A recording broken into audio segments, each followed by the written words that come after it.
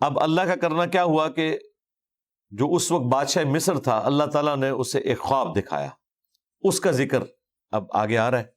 اعوذ باللہ من الشیطان الرجیم، بسم اللہ الرحمن الرحیم۔ وقال الملک، اور کہا بادشاہ نے، انی ارا، بے شک میں نے دیکھا ہے خواب کے اندر۔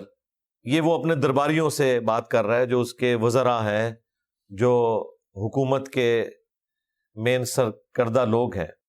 انی ارا سبع بقرات سمان یأکلہن سبع عجاف، کہ بے شک میں نے خواب میں دیکھا ہے کہ 7 گائیں ہیں موٹی تازی، جن کو کھا رہی ہیں سبع عجاف، دبلی پتلی کمزور گائے، وہ کھا رہی ہیں موٹی گایوں کو۔ ویسے تو مطلب پریکٹیکلی تو یہ نہیں ہوتا، گائے جو ہے وہ سبزی خور ہے، گوشت خور نہیں ہے۔ تو خواب میں اس طرح کی جو تمثیل بیان کی جاتی ہے وہ اس لیے کہ تاکہ بات پہنچائی جا سکے، اور وہاں مصر کی ٹریڈیشن میں گائے کو سال سے تشبیہ دی جاتی تھی، ایئرز سے، اتنا ان کو پتا تھا کہ گائے جو ہے یہ ایکویلنٹ ہے سال کے، ایک سمبل کے طور پر۔ لیکن اس میں سے اب رزلٹ نکالنا وہ نہیں نکال سکے۔ ایک یہ چیز دیکھی، وَسَبْعَ سُنبُلَاتٍ، اور 7 میں نے دیکھی ہیں بالیاں گندم کی، خضر، ہری بھری، وَأُخَرَ يَابِسَاتٍ، اور اس کے ساتھ دوسری دیکھی ہیں 7 خشک۔ یا ایھا الملأ، اے میرے درباریو، افتونی فی رؤیای ان کنتم للرؤیا تعبرون، مجھے اپنا پوائنٹ آف ویو دو، فتویٰ دو، اس معاملے میں اپنا اوپینین دو، جو میں نے یہ خواب دیکھا ہے، اگر تم خواب کی تعبیر جانتے ہو۔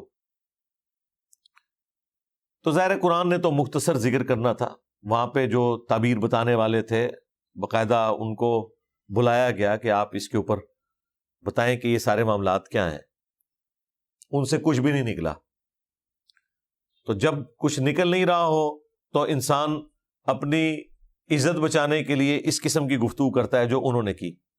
قالوا اضغاث احلام، یہ پریشان خواب ہیں جو آپ دیکھ رہے ہیں۔ وما نحن بتأویل الاحلام بعالمین، اور اس قسم کے جو پریشان خواب ہیں جن کا کوئی سر پیر ہی نہیں ہے، ان کی تعبیر ہم آپ کو کہاں سے بتائیں۔ یعنی اس میں بھی انہوں نے قصوروار بادشاہ کو ہی ٹھہرایا کہ بھئی خواب ہی ایسا اوٹ پٹانگ ہے، خواب ہو جس میں سے کوئی رزلٹ نکلتا ہو تو آپ کو ضرور بتائیں، یہ آپ کے پریشان خواب ہیں۔ لیکن بادشاہ کو تو پتا تھا کہ یہ کوئی غیر معمولی خواب ہے، اور ویسے بھی زمین کے اوپر اللہ تعالیٰ کی طرف سے بادشاہ ہی نومینیٹ ہوتا ہے اپنی رعایا کو دیکھنے کے لیے۔ اس قسم کے خواب پبلک میں سے تو کسی کو نہیں آنے تھے، تو بادشاہ کے خواب تو ہلکے نہیں ہوتے، تو اس کی تسلی نہیں ہو رہی تھی۔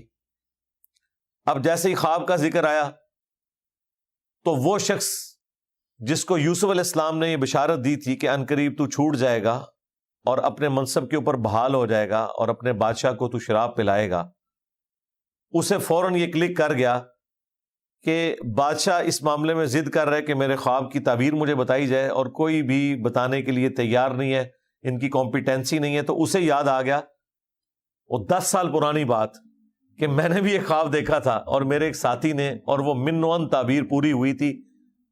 تو اسے یہ بات کلک کر گئی، وہ یاداشت اس کی واپس آ گئی۔ وقال الذی نجا منہما، تو اس وقت وہ شخص جو ان دونوں میں سے نجات پا گیا تھا، ایک تو سولی چڑھ گیا تھا، دوسرا جو نجات پا گیا تھا وہ بھی ظاہر ہے اس کے درباریوں میں تھا، وَذَّكَرَ بَعْدَ أُمَّةٍ، تو اسے یوسف علیہ السلام کی یاد آ گئی اتنے عرصہ گزرنے کے بعد۔ تو اس نے بادشاہ سے کہا، انا انبئکم بتأویلہ فارسلون، میں آپ کو اس کی تاویل اور تعبیر بتاتا ہوں اگر آپ مجھے قید خانے تک جانے دیں۔ ظاہر بادشاہ کی اجازت کے بغیر تو قیدیوں سے نہیں ملا جا سکتا تھا، وہ تو ایک سمجھ لیں مجرم کی حیثیت سے انہوں نے ان کو قید کیا ہوا تھا، تو اسپیشل اس کے لیے آپ سمجھ لیں ان کو اجازت لینی پڑی۔ اب وہ گیا تو ظاہر ہے کہ اب بات کہاں سے سٹارٹ کرے۔ 10 سال کے بعد جس شخصیت نے آپ کو خوشخبری سنائی، آپ اسے 10 سال کے بعد ملنے جائیں تو اب کیا بہانہ کریں گے؟ تو اس نے جا کے سیدھی ان کی تعریف کرنی شروع کر دی۔ یوسف ایھا الصدیق، اے یوسف، اے سچے یوسف۔ سچا اس لیے کہا، صدیق اس لیے کہا کہ ان کی بتائی ہوئی تعبیر سچی ثابت ہوئی تھی جو اللہ تعالیٰ کی وحی کے ذریعے بتائی گئی تھی۔ افتنا فی 7 بقرات سمان یأکلہن 7 عجاف، ہمیں آپ بتائیے، فتویٰ دیجئے۔ اچھا، یہ فتوے کا لفظ بھی عربی سے ہی آیا ہوا ہے نا۔ 7 گایوں کے بارے میں جو کہ موٹی تازی ہیں، جن کو کھا رہی ہیں، یأکلہن 7 عجاف، 7 دبلی پتلی کمزور گائے ان موٹی گایوں کو کھا رہی ہیں۔ یعنی موٹی کھا رہی ہوتی تو سمجھ آتی ہے کمزور گائے موٹی کو کیوں کھا رہی ہے۔ وَسَبْعِ سُنبُلَاتٍ، اور 7 خوشے ہیں خضر سرسبز، وَأُخَرَ يَابِسَاتٍ، اور 7 خوشے ہیں جو کہ خشک ہیں۔ لَعَلِّي أَرْجِعُ إِلَى النَّاسِ لَعَلَّهُمْ يَعْلَمُونَ، بس آپ جلدی سے اب اس کی تعبیر بتائیں تاکہ میں لوگوں کے پاس پلٹ کر جاؤں اور وہ آپ کے علم سے متعلق جان لیں کہ آپ کو اللہ تعالیٰ نے جو کچھ نوازا ہے۔ اب دیکھیں یوسف علیہ السلام نے کوئی اسے گلا شکوہ نہیں کیا۔ یہ ایک پیغمبروں کا ہی حوصلہ ہے کہ انہوں نے گلا شکوہ کرنے کی بجائے اس کے مسئلے کا حل بتایا۔ قال تزرعون 7 سنین دأبا، انہوں نے کہا اس کی تعبیر یہ ہے کہ 7 سالوں تک تم خوب کاشتکاری کرو گے، دب کے، یہ پنجابی میں بھی استعمال ہوتا ہے نا، دب کے، تو یہ دأبا عربی کے اندر خوب کاشتکاری کرو گے۔ یعنی وہ جو موٹی تازی گائے جو تم نے دیکھی ہے نا، وہ سال کا تو وہاں پہ ٹریڈیشن تھی کہ اس سے مراد سال ہے، اس سے مراد اب یہ ہے کہ 7 سال خوب کاشتکاری کے ابھی ہوں گے، بارشیں بھی ہوں گی، دریائے نیل میں بھی پانی آئے گا، سب کچھ ہوگا۔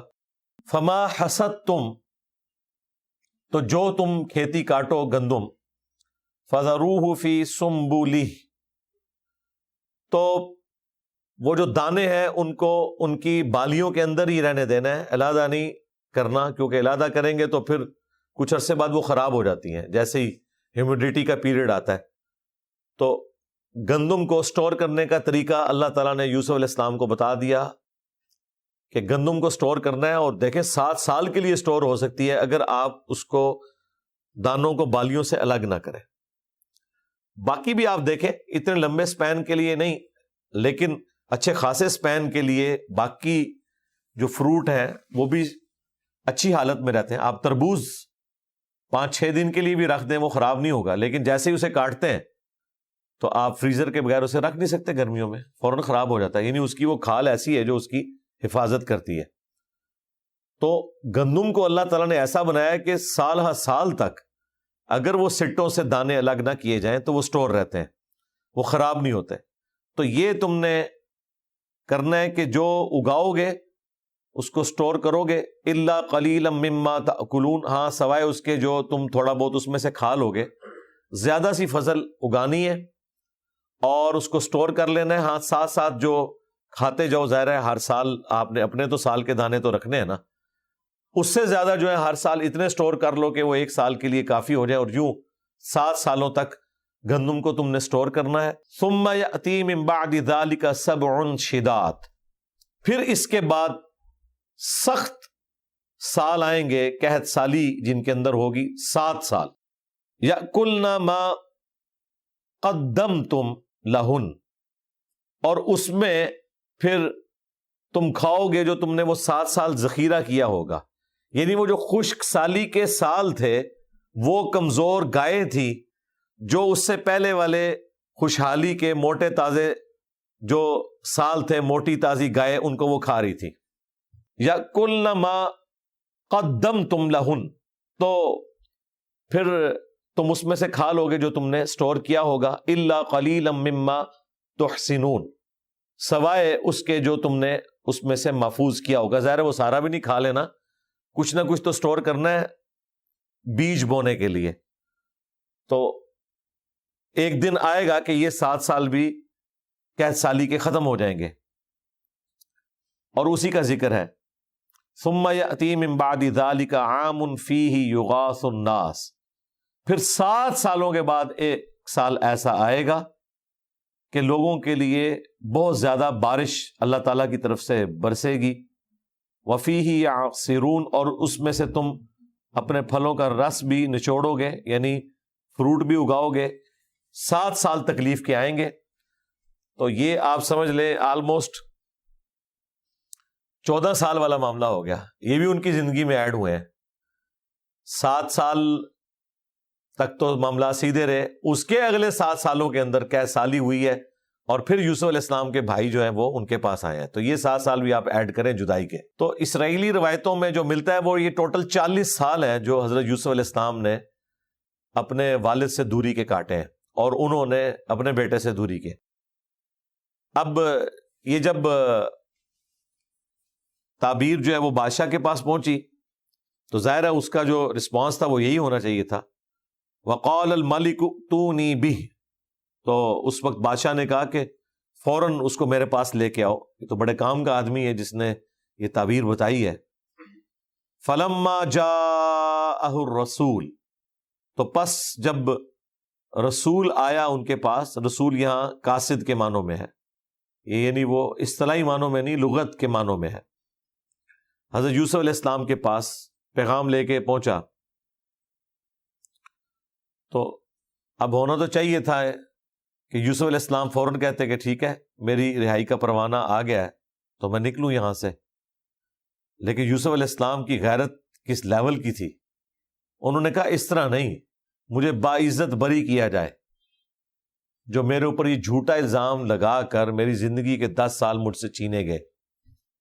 تو انہوں نے بادشاہ کے قاصد کو بھی واپس کر دیا کہ میں اس رہائی کے اوپر ایگری نہیں ہوں جب تک کہ مجھے کلیئر نہ کیا جائے ان عورتوں کے حوالے سے کہ جنہوں نے مجھے مجبور کیا برائی کے اوپر، برائی کا راستہ تو وہ اختیار کر رہی تھی اور جیل مجھے کاٹنی پڑی۔ اسی کے بارے میں وہ حدیث ہے صحیح بخاری اور مسلم کے اندر کہ نبی علیہ السلام نے فرمایا کہ اللہ تعالیٰ یوسف علیہ السلام کے اوپر رحم کرے، اگر میں ان کی جگہ ہوتا تو بادشاہ کے قاصد کی بات ایکسیپٹ کر لیتا۔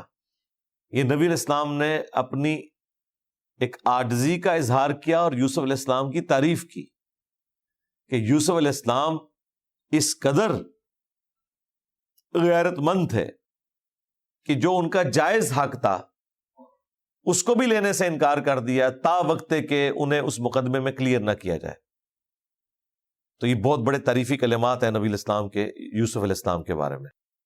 تو جب وہ قاصد آیا تو انہوں نے کہا کہ قال ارجع الی ربک، انہوں نے کہا واپس جاؤ اپنے رب کے پاس۔ یہ دیکھ لیں، یہ ربک کا ورڈ پھر آیا ہے بادشاہ کے لیے، یعنی رب کا لفظ بادشاہ کے لیے بھی استعمال ہو سکتا ہے عربی زبان کے اندر، یہ جائز ہے۔ فَاسْأَلْهُ مَا بَالُ النِّسْوَةِ اللَّاتِي قَطَّعْنَ أَيْدِيَهُنَّ، اور بادشاہ سے کہو کہ وہ پوچھے ان عورتوں سے کہ جنہوں نے اپنے ہاتھ کاٹ لیے تھے وہ واقعہ کیا تھا، اور اس کے اگینسٹ میرے ساتھ جو ظلم ہوا یہ سارے کا سارا مقدمہ کلیئر کیا جائے۔ ان ربی بکیدہن علیم، اور بے شک میرا پروردگار ان عورتوں کے مکر سے خوب واقف ہے۔ تو اب ظاہر بادشاہ نے بلوا لیا ان عورتوں کو۔ قال ما خطبکن اذ راوتن یوسف، تو بادشاہ نے کہا کہ تم عورتوں کا کیا معاملہ تھا جب تم نے یوسف علیہ السلام کو بلایا تھا، بہلانے کی ورگلانے کی کوشش کی تھی، عن نفسی، اپنے نفس کی برائی کے لیے۔ قلنا حاشا للہ، انہوں نے کہا کہ اللہ کی قسم، ما علمنا علیہ من سوء، ہمارے علم میں کوئی برائی والی بات نہیں ہے یوسف علیہ السلام کے کیس میں کہ ان کے اندر کوئی برائی کا ارادہ ہو، مراد یہ کہ یہ ساری غلطی ہماری تھی، ہم نے اس میں کوئی برائی والی بات نہیں دیکھی۔ اصل جو بیچ میں کلپرٹ تھی، جو مین آپ سمجھ لیں کرتی دھرتی تھی، وہ عزیز مصر کی بیوی تھی، جو بادشاہ کا سب سے بڑا وزیر تھا، اس کی بیوی۔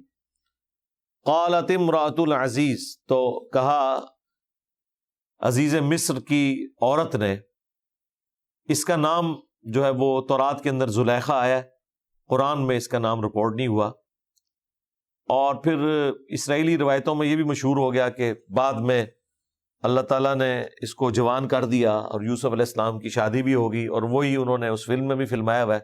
یہ بالکل جعلی بات ہے، اس کی کوئی اصل نہیں ہے۔ یہ بہت بڑا واقعہ تھا، بہت بڑا معجزہ تھا، وہ تو قرآن میں رپورٹ ہونا چاہیے تھا۔ اگر باقی معجزات رپورٹ ہوئے ہیں کہ اللہ تعالیٰ نے انہیں معجزانہ طور پر اس عورت کی برائی سے بچا لیا، تو یہ تو اس سے بڑی بات تھی کہ اس عورت کو اس قسم کا سکینڈل چلا کے اللہ تعالیٰ نے یہ انعام دیا توبہ کرنے کے سبب۔ تو ایسی کوئی بات رپورٹ نہیں ہوئی ہے، یہ کہانی ہے۔ تو عزیز مصر کی عورت نے وہاں پہ کہا الآن، اب چونکہ یہ معاملہ اس وقت حس الحق، حق آشکار ہو چکا ہے، ظاہر ہے باقی عورتوں نے بھی کہہ دیا، تو یہ اکیلی تو کوئی پوائنٹ آف ویو اڈاپٹ ہی نہیں کر سکتی تھی، ورنہ انہوں نے اسے جھوٹا کہنا تھا۔ اس نے جب دیکھا کہ واقعی اب معاملہ چونکہ میری برائی کا کھل چکا ہے، تو میں بھی اب آشکار کر دیتی ہوں اس معاملے میں۔ انا راودتہ عن نفسی، یہ میں ہی تھی جس نے اسے بہلانے پھسلانے کی کوشش کی تھی اپنے مطلب کی خاطر۔ وَإِنَّهُ لَمِنَ الصَّادِقِينَ، اور بے شک وہ تو ضرور سچوں میں ہے، یعنی یوسف علیہ السلام اپنے مقدمے میں سچے ہیں، میں ہی جھوٹی تھی، اور سزا یوسف علیہ السلام کو کاٹنی پڑی۔ اب یوسف علیہ السلام کی عاجزی دیکھیں، یہ سب کچھ ہونے کے بعد بھی انہوں نے کوئی نعرے نہیں لگائے، کوئی اپنی شرافت کا اس طریقے سے اعلان بلند آواز سے نہیں کیا، بلکہ جب کامیابی انہیں ملی تو انہوں نے اپنی عاجزی کا اظہار کیا اپنے رب کے سامنے، کیونکہ وہ گاڈ اورینٹڈ تھے، اللہ کو پہچانتے تھے کہ یہ سب کچھ فضل اور کرم اور رحمت یہ اللہ کی طرف سے مجھ پہ ہوئی ہے۔ تو انہوں نے عاجزی کا اظہار کیا، انہوں نے عاجزی کا اظہار کیا، اور اللہ تعالیٰ نے اسے دیکھیں بغیر کسی ورڈنگ کے جو یوسف علیہ السلام کی طرف منسوب ہو، بائی نیم ڈائریکٹلی بیان کیا، ورنہ یہاں تو الفاظ ہونے چاہیے تھے قال یوسف، یوسف نے آگے سے یہ کہا، یہاں اللہ تعالیٰ نے یوسف علیہ السلام کو بھی اسکپ کر دیا اور ڈائریکٹ اپنی طرف سے یوسف علیہ السلام کا کلام نقل کیا۔ یوسف علیہ السلام کی عزت افزائی ہوئی ہے۔ ذالک لیعلم انی لم اخنہ بالغیب، یوسف علیہ السلام نے کہا یہ میں نے اس لیے سارے کا سارا معاملہ کیا کہ ان عورتوں کا مقدمہ ابھی کلیئر کیا بادشاہ کے دربار میں، تاکہ جان لے وہ کون جو عزیز مصر تھا جس نے میری پرورش کی، اس نے میرے اوپر اتنا احسان کیا کہ میں نے اس کی غیر موجودگی میں اس کے ساتھ خیانت نہیں کی، اس کی بیوی کے ساتھ کوئی ایسا معاملہ میں نے نہیں کیا۔ وَأَنَّ اللَّهَ لَا يَهْدِي كَيْدَ الْخَائِنِينَ، اور یقیناً اللہ تعالیٰ خیانت کرنے والوں کو کبھی بھی کامیاب نہیں ہونے دیتا، انہیں کبھی بھی ہدایت نہیں دیتا۔ کمال کے الفاظ ہیں یوسف علیہ السلام کے، ابھی آگے چل رہے ہیں کہ خیانت چاہے مخلوق کے ساتھ بھی ہو، اللہ تعالیٰ انسان سے ہدایت چھین لیتا ہے۔ صرف اللہ تعالیٰ کے ساتھ آپ نے کمٹمنٹ شو نہیں کرنی، بلکہ آپ جس شعبے میں ہیں آپ نے اپنی کمٹمنٹ شو کرنی ہے۔ بخاری اور مسلم دونوں میں حدیث ہے، تم میں سے ہر شخص نگہبان ہے اور اس سے اس کی رعیت کے بارے میں پوچھا جائے گا۔ پھر نبی علیہ السلام نے فرمایا کہ ایک حکمران اپنی رعایا کے اوپر نگہبان ہے، اس سے پوچھا جائے گا۔ ایک خاوند اپنی بیوی اور بچوں کے اوپر نگہبان ہے، ان کے بارے میں اس خاوند سے پوچھا جائے گا۔ اور ایک بیوی اپنے خاوند کے مال اور اولاد کے اوپر نگہبان ہے، اس معاملے میں اس خاوند کی بیوی سے بھی پوچھا جائے گا۔